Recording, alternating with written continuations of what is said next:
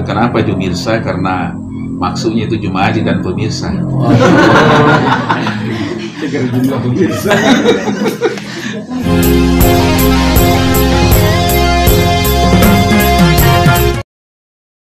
Assalamualaikum warahmatullahi wabarakatuh. Waalaikumsalam warahmatullahi wabarakatuh. Jumirsa dan pemirsa rahimakumullah. Pada kesempatan ini kembali kita kedatangan tamu. Beliau berdua ini adalah pasutri yang sangat luar biasa, yang patut mendapat perhatian. Karena saya lihat ada beberapa hal yang menjadi catatan buat kita, karena kita semua ini sudah merasakan yang namanya hidup berkeluarga, tapi ada nilai-nilai lebih yang dimilikinya yang saya lihat kok selalu bergandengan tangan, selalu bahkan pada saat makan perhatiannya luar biasa.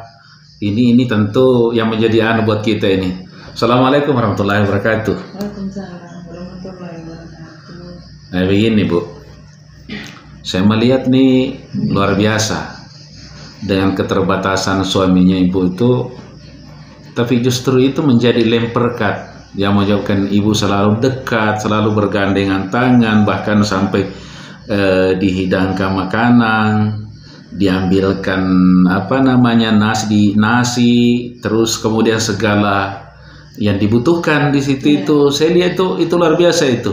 Apa ini rutin Bu kita lakukan setiap waktu makan begitu? Iya, setiap sebelumnya saya ucapkan Assalamualaikum warahmatullahi wabarakatuh. Waalaikumsalam warahmatullahi wabarakatuh. Iya.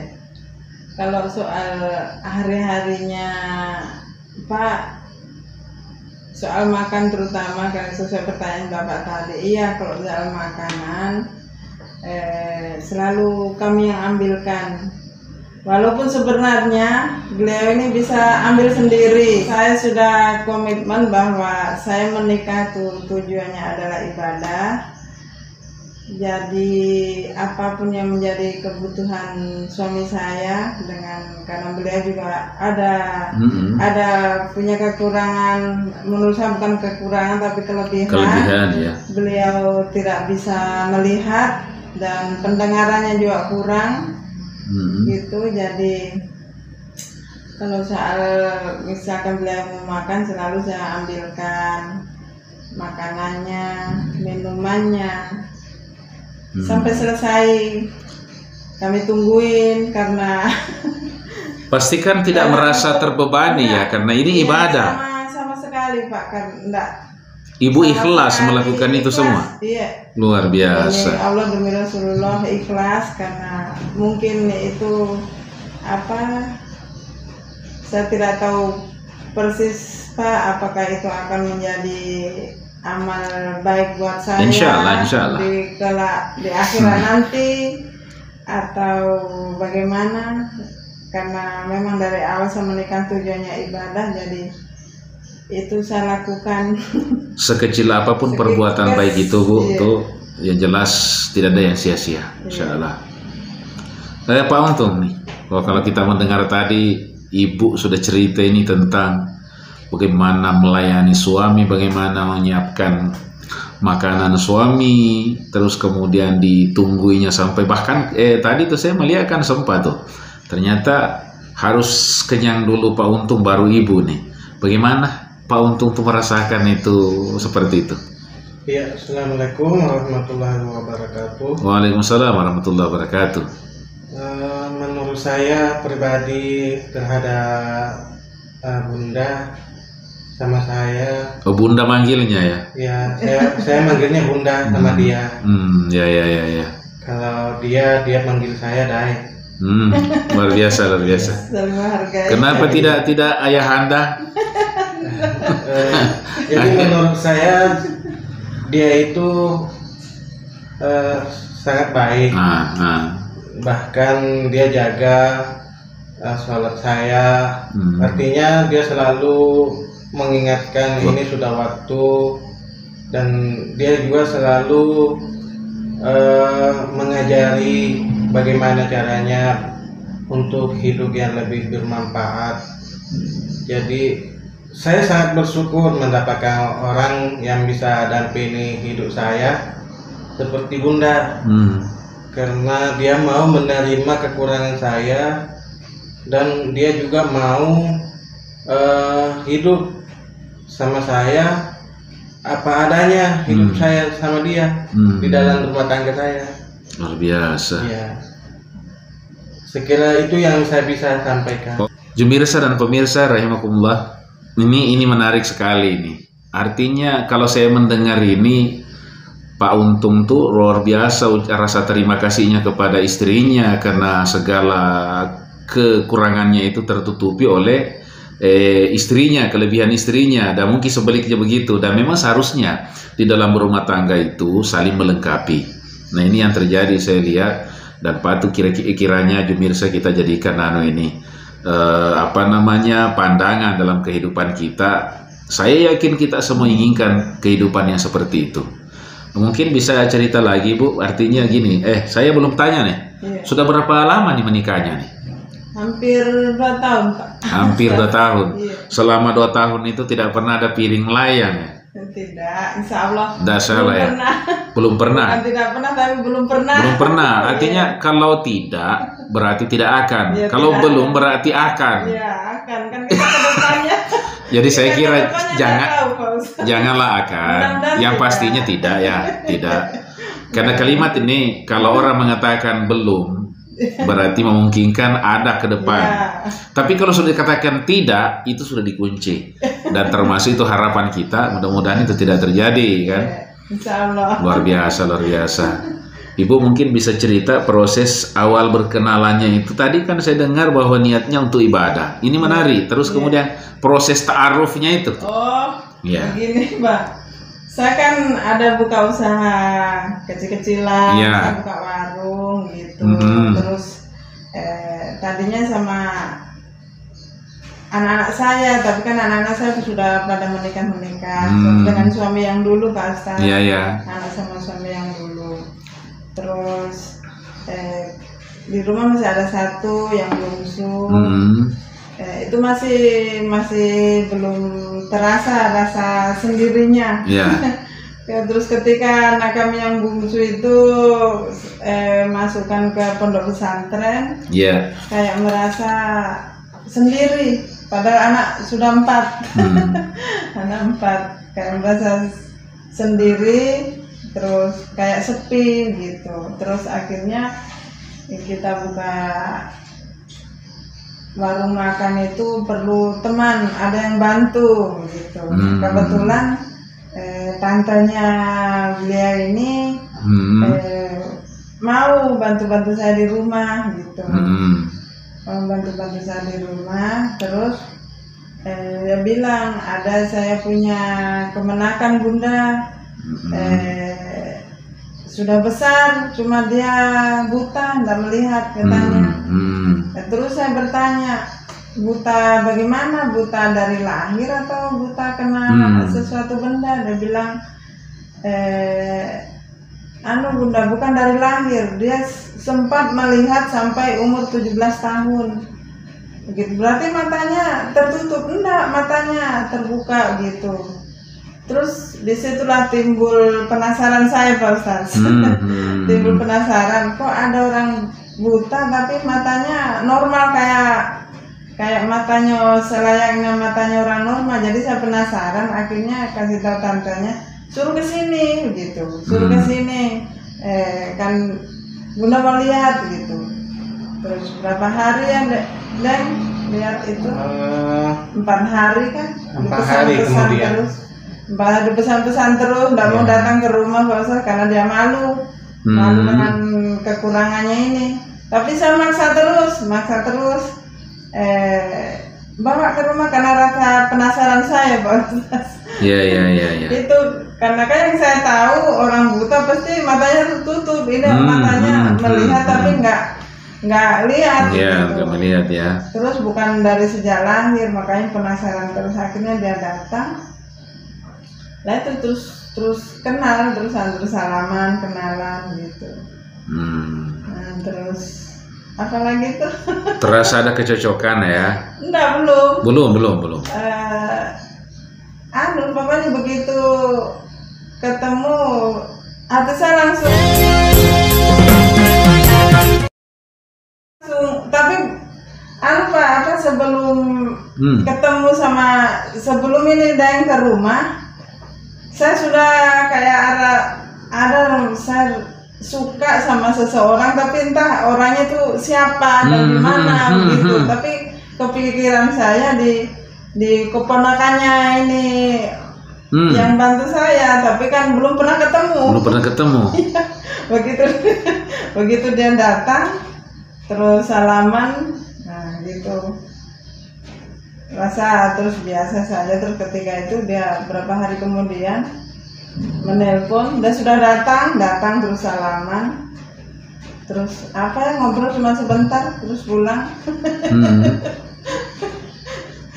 Habis itu pulang berapa hari dan baru menelpon langsung ngajak nikah. Gitu. Luar biasa. Ya, luar biasa. Mau Bunda nikah sama saya gitu.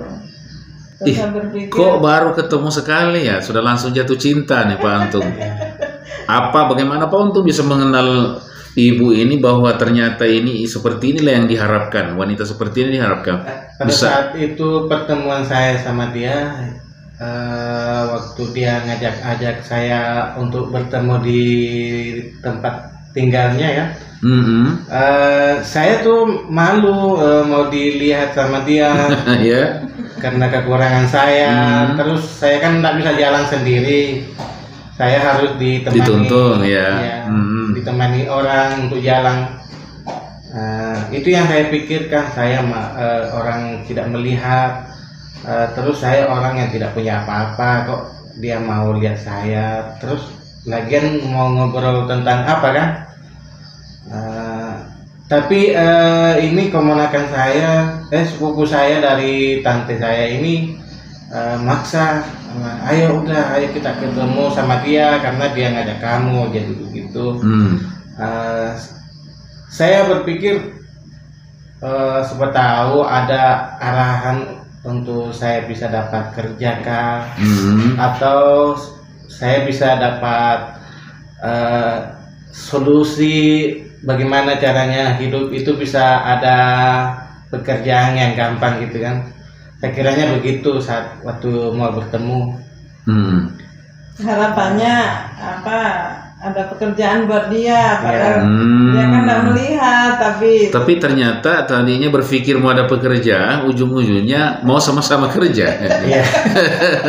Ya seperti itu. Luar biasa. Ternyata pada saat saya bertemu dengan dia langsung jemput saya di depan rumah. Saya jadi malu-malu. Luar biasa.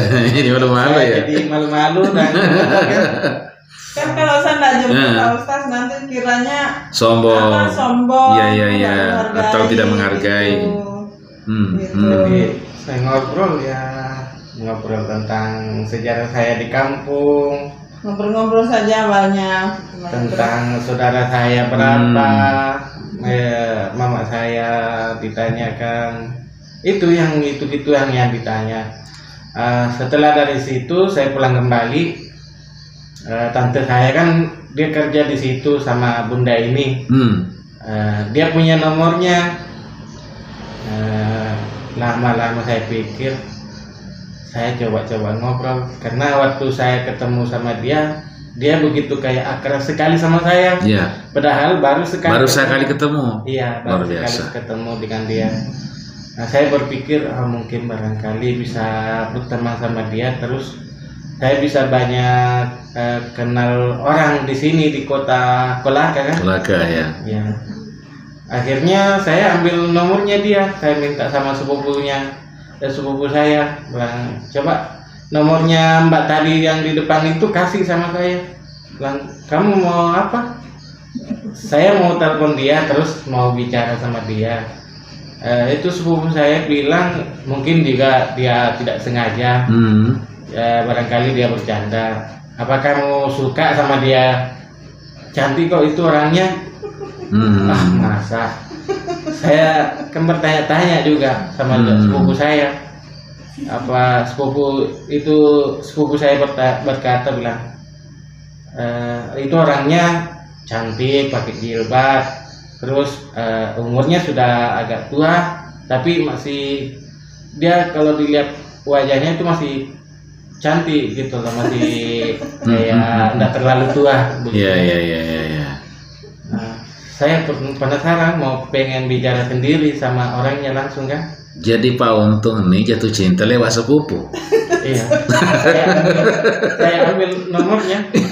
Nah, akhirnya saya bicara sama dia.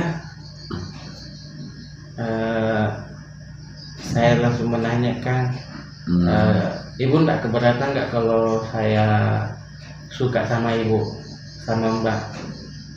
Mbak ini lama baru menjawabnya. Jadi saya langsung mengucapkan, sebenarnya saya ini Mbak suka sama Mbak.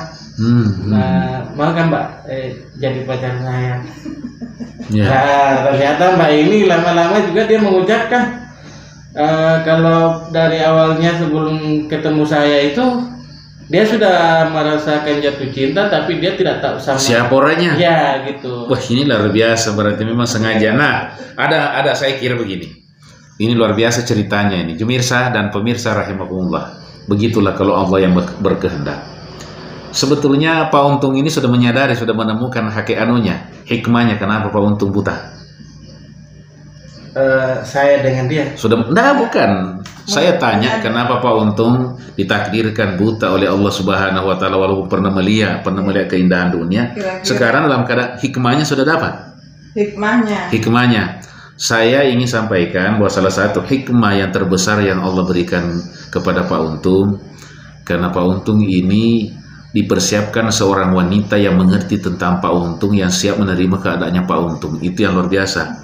Karena tidak semua orang yang seperti ini ada yang bisa seperti itu, yang menerimanya dengan sepenuh hati. Nah, itulah rahasianya. Jadi sebetulnya tidak ada sesuatu yang jelek buat kita sepanjang itu kehendak Allah. Pasti Allah menginginkan sesuatu yang lebih baik buat kita. Hanya bagaimana seberapa jauh kita ini husnuzan kepada Allah Subhanahu wa taala. Iya. Saya selama buta dan menjalani kehidupan saya apa adanya ini, ya saya selalu bertanya tentang diri saya sendiri. Kenapa saya harus dibutakan kayak begini? Kenapa saya harus kehilangan pandangan untuk memandang apa yang saya harus pikirkan, apa yang saya harus rencanakan. Saya harus kehilangan itu. Akhirnya sampai saat ini ya saya hanya bisa untuk menyadari bahwa ternyata kalau saya dibutakan seperti ini, saya dibatasi. Karena kan saya karakternya orang yang suka mudah emosi. Saya karakternya. Selalu saya ingatkan tuh kalau saya bilang begini, Deng sekarang punya kelebihan begini, Allah kasih Deng rezeki berupa supaya tidak bisa melihat. Karena apa? Mungkin Allah menginginkan Deng jadi orang baik. Akhirnya dengan adanya buta, akhirnya tidak akan bisa lagi berbuat maksiat. Itu harus disyukuri walaupun dalam keadaan punya kekurangan begini, karena itu sudah rencana Allah. Betul. Berarti Allah kepingin Daeng menjadi orang baik, orang dijauhkan dari maksiat. Karena dengan adanya punya kelebihan seperti ini, sudah otomatis dia jauh dari maksiat apapun. Jumirsah, ada yang menarik ya. Ada yang menarik bagi ibu ini. Dia tidak pernah menyebut kekurangan suaminya, selalu mengatakan kelebihannya seperti ini. Saya kira ini sebetulnya patut kita belajar. Bahwa ternyata memang kalau kita pandai bersyukur, segala sesuatunya itu kan baik untuk kita. Allah berikan penyakit itu kan, mungkin itulah caranya Allah untuk memaafkan kita. Dan siapa sih orang yang tidak ingin dimaafkan dari dosa-dosanya? Sebenarnya kan kalau kita bicara dosa-dosa, kalau mau dilihat ini dosa-dosa kita ini mungkin berat sekali dibawa. Tapi karena Allah senantiasa Maha Pengampun, begitulah caranya mengampunkan dosa-dosa daripada hambanya. Jadi saya kira itu salah satu hikmah tadi. Kemudian yang kedua, ternyata Pak Untung mengatakan ini kekurangan, istrinya mengatakan itu kelebihan. Ini kan luar biasa, Pak. Kalau buat saya kelebihan. Iya. Luar biasa. Terus Pak Untung bagaimana rasa terima kasihnya kepada seorang istri yang Allah, dan rasa syukurnya kepada Allah? Harus itu. Bahwa ternyata Allah mempersiapkan sesuatu yang luar biasa dalam kehidupannya Pak Untung. Ya, saya selama ini setelah sudah menikah sama Mbak ini, Bunda, kemauan dia saya harus menuruti, karena tentu dengan kemauannya itu ada baiknya. Saya pun juga masih usia muda. Terus pengalaman saya tentu jauh beda dengan Bunda, karena dia sudah jauh beda umurnya sama saya. Jadi tentu dia banyak mendapat pengalaman selama panjang hidupnya dia. Jadi kemauannya dia saya selalu harus nuruti, saya selalu ikut apa yang dia arahkan. Saya mensyukuri apapun yang dia berikan sama saya, maupun itu makan saya hari-hari, maupun saya rokok saya itu, apapun kebutuhan saya itu dia saya terima saja dengan apa adanya, begitu. Begitulah yang saya bisa sampaikan. Luar biasa. Kepada Ibu, saya kira mungkin memang bahasanya beliau polos-polos begitu, tapi kan sebenarnya itu rasa syukur yang mendalam itu, yang tidak diungkapkan dalam bentuk bahasa seperti yang biasanya diucapkan kita. Terus Ibu kira-kira selama bersama dengan Pak Untung nih, saya yakin karena tujuannya ibadah, apapun yang dilakukan bernilai, bahkan itu semua menyenangkan. Seberapa bahagia Ibu melakukan itu semua? Sangat bahagia Pak Ustaz, karena saya menemukan orang yang punya kelebihan seperti ini. Saya merasa begini Pak Ustaz, enggak tahu entah ini benar entah tidak.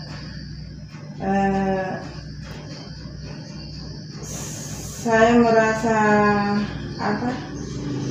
bahagia dan bangga karena ada seseorang yang saya jadikan tempat untuk beribadah, beramal, bersedekah dengan semua kelebihan-kelebihannya dia.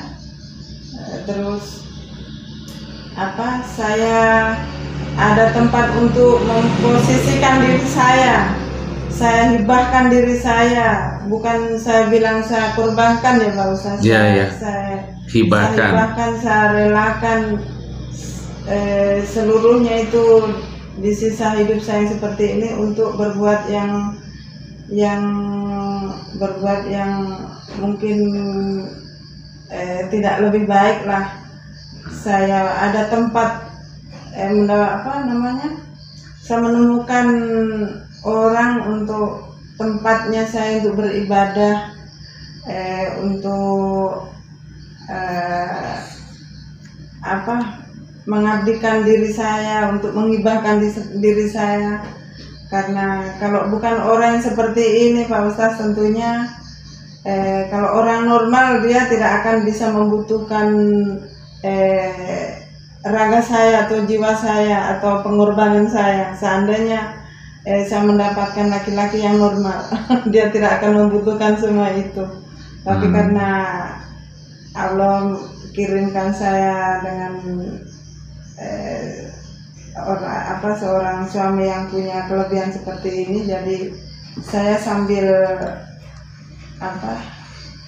menghibahkan diri saya. Ya siapa tahu saja Allah memberikan jalan yang baik terhadap saya untuk kelak di kemudian hari.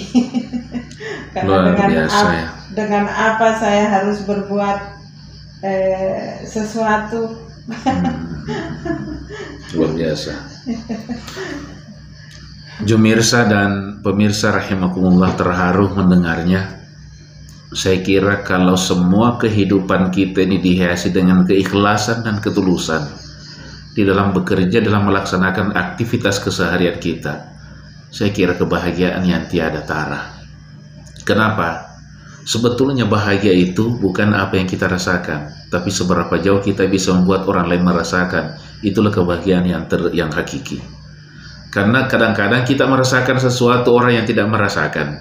Kita bercerita sama orang pun orang tidak mengerti. Tapi kalau kita berbuat sesuatu orang bisa rasakan tanpa pun orang bercerita, tetapi apa yang dirasakan itu membuatnya bahagia. Kalau kita bisa bahagia dengan itu, maka itulah kebahagiaan yang hakiki. Oleh karena itu saya kira mudah-mudahan pasangan suami istri ini yang Allah Subhanahu wa Ta'ala mungkin kelihatan diberikan ada keterbatasan dari pihak suami, misalkan dari secara fisik, tetapi yang luar biasanya kita mendengar tadi istrinya tidak pernah menyebut kekurangan, tapi dia hanya mengatakan kelebihan.